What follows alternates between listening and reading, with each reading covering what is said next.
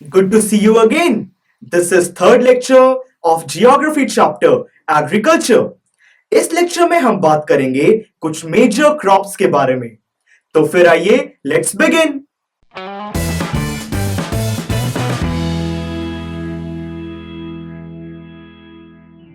Students, India में बहुत सारी फूड और नॉन फूड क्रॉप्स उगाई जाती हैं। फूड क्रॉप्स में भी बहुत सारी ग्रीन क्रॉप्स और बहुत सारी नॉन ग्रीन क्रॉप्स भी उगाई जाती हैं। ऐसा हो पाता है क्योंकि सॉइल, क्लाइमेट और कल्टीवेशन प्रैक्टिसेस में बहुत ज्यादा डिफरेंसेस हैं, जिसकी वजह से इतनी वाइड वैरायटी ग्रो करना पॉसिबल हो पाता है। आइए सबसे पहले बात करते हैं ग्रीन क्रॉप्स के बारे में। ग्रीन क्रॉप्स में टोटल 5 क्रॉप्स आती हैं: राइस, व्हीट, मिलेट्स, मेज और पल्सेस। शुरू करते हैं राइस से। इंडिया राइस का सेकेंड लार्जेस्ट प्रोड्यूसर है। राइस को 25 डिग्री सेल्सियस से भी ज्यादा टेम्परेचर की जरूरत होती है। इसको हाई ह्यूमिडिटी और 100 सेंटीमीटर से भी ज्यादा रेनफॉल की जरूरत होती है।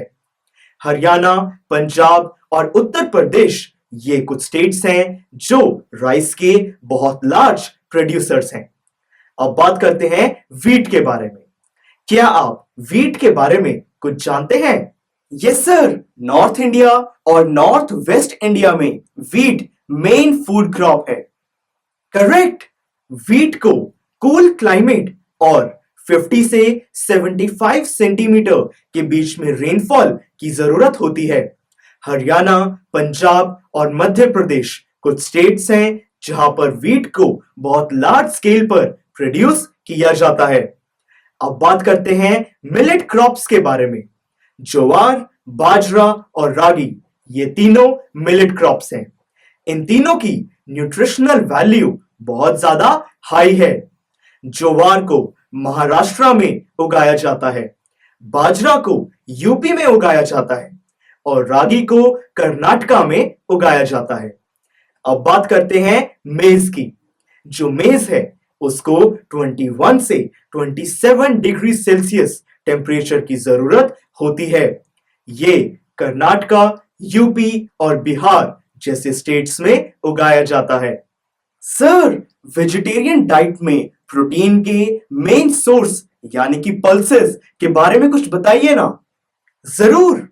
पल्सेस के एग्जांपल्स हैं अरहर, मूंग, उड़द एटसेट्रा।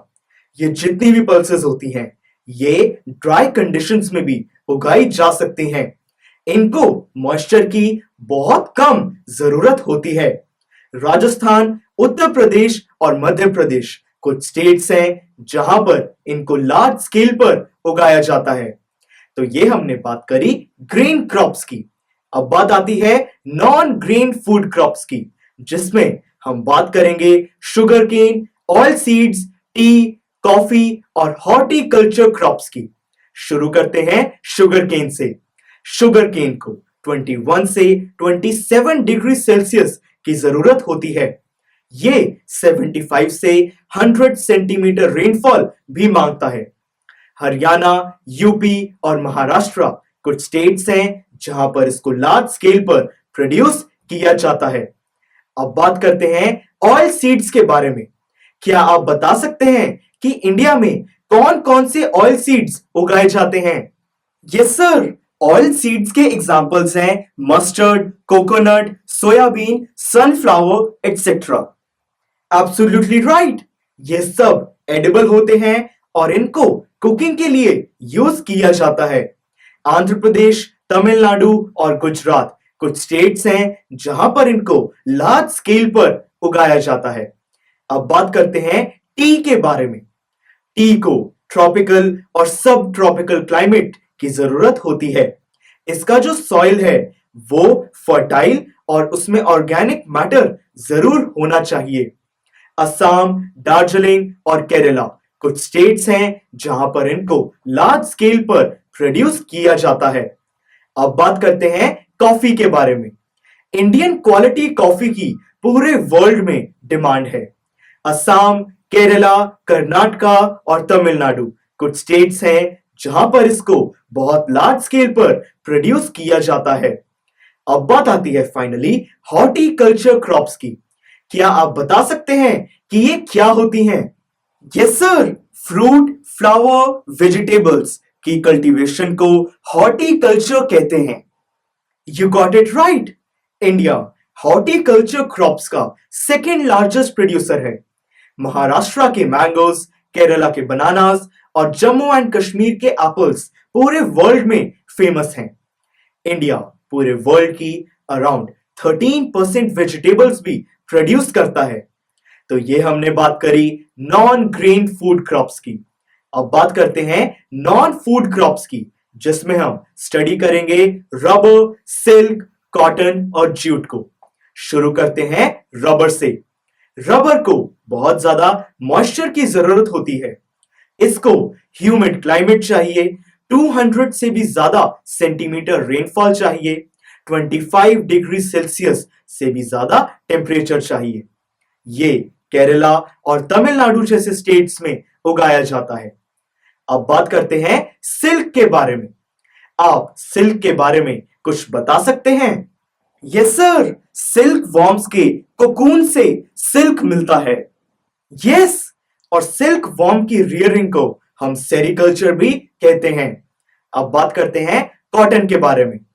कॉटन को लाइट रेनफॉल, ब्राइट सनशाइन और हाई टेम्परेचर की जरूरत होती है। इसको महाराष्ट्र और गुजरात जैसे स्टेट्स में उगाया जाता है। अब बात करते हैं लास्ट क्रॉप के बारे में, वो है जूट। जूट को हम गोल्डन फाइबर भी कहते हैं। ये अपनी हाई स्ट्रेंथ के लिए जाना जाता है। इससे रोप्स, कारपेट्स बनाए जाते हैं। इसको वेस्ट बंगाल और बिहार जैसे स्टेट्स में उगाया जाता है। यस सर, और आजकल इसकी हाई कॉस्ट की वजह से लोग सिंथेटिक नायलॉन प्रेफर कर रहे हैं। That's true. तो ओवरऑल इन्हीं वैरायटी की वजह से इंडिया को एक एग्रीकल्चरल कंट्री कहा जाता है। So this was all about this topic. Now I have a question for you. आप अपने आसपास देखिए और बताइए कि कौन कौन सी चीजें रबर की बनी हैं। जैसे कि ये वॉच, इस वॉच का जो स्ट्रैप है वो रबर का बना है। So this was all about this lecture. Next lecture में हम नेशनल इकोनॉमी के बारे में बात करेंगे। Click here to go to the next lecture of this chapter. Thank you for watching and see you in the next lecture.